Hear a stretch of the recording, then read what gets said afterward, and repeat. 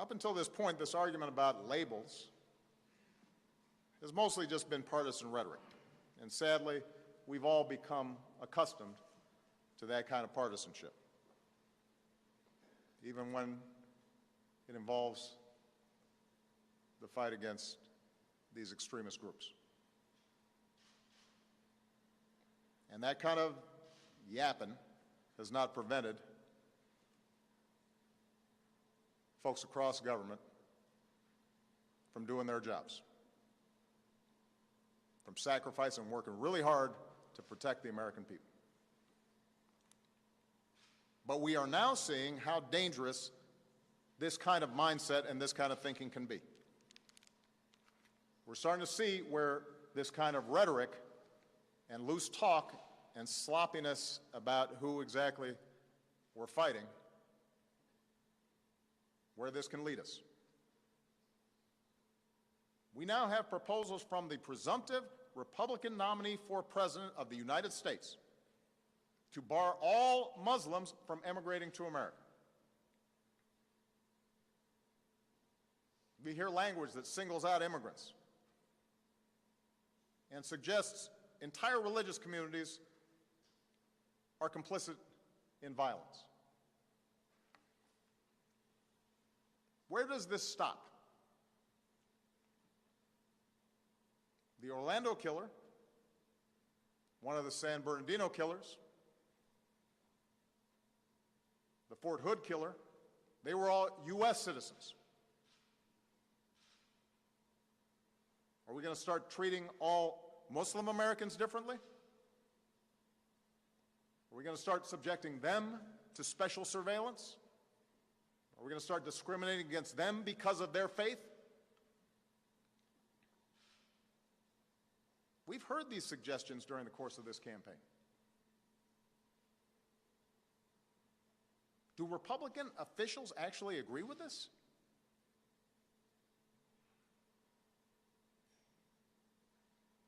Because that's not the America we want.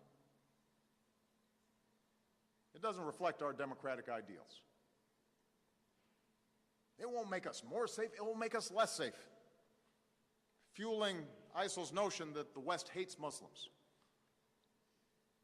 making young Muslims in this country and around the world feel like no matter what they do, they're going to be under suspicion and under attack.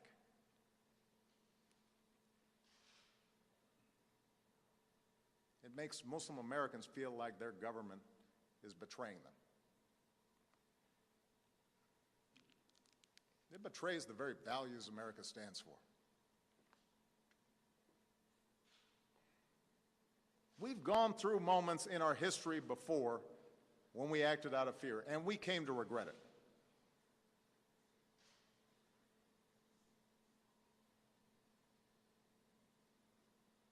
We've seen our government mistreat our fellow citizens. And it has been a shameful part of our history.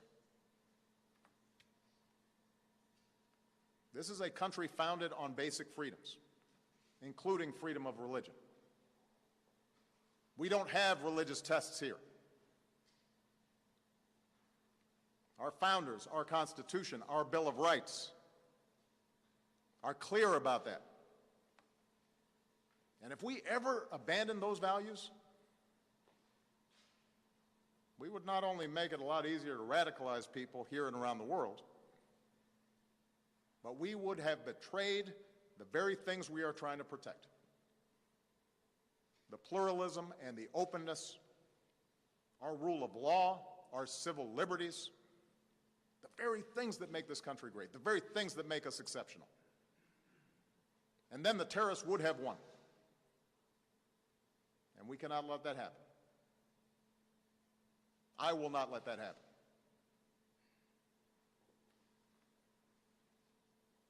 You know, 2 weeks ago I was at the commencement ceremony at the Air Force Academy.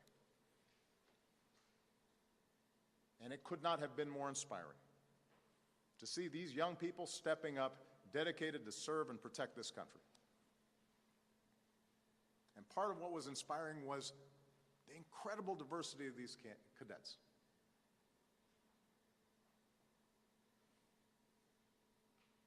We saw cadets who are straight applauding classmates who were openly gay.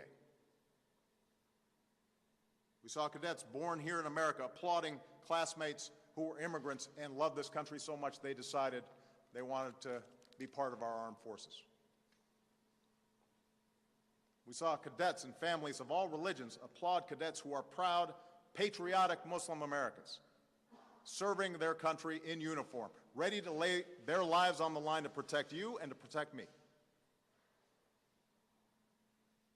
We saw male cadets applauding for female classmates who can now serve in combat positions. That's the American military. That's America. One team, one nation. Those are the values that ISIL's trying to destroy. And we shouldn't help them do it.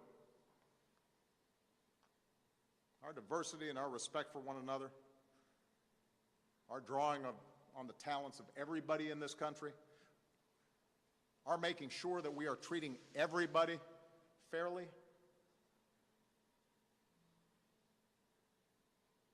that we're not judging people on the basis of what faith they are, or what race they are, or what ethnicity they are, or what their sexual orientation is.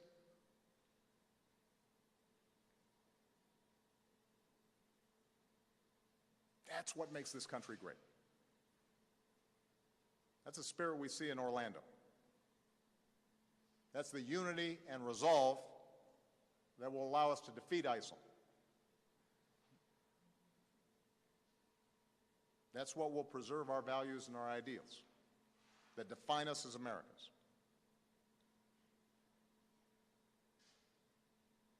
That's how we're going to defend this nation, and that's how we're going to defend our way of life. Thank you very much.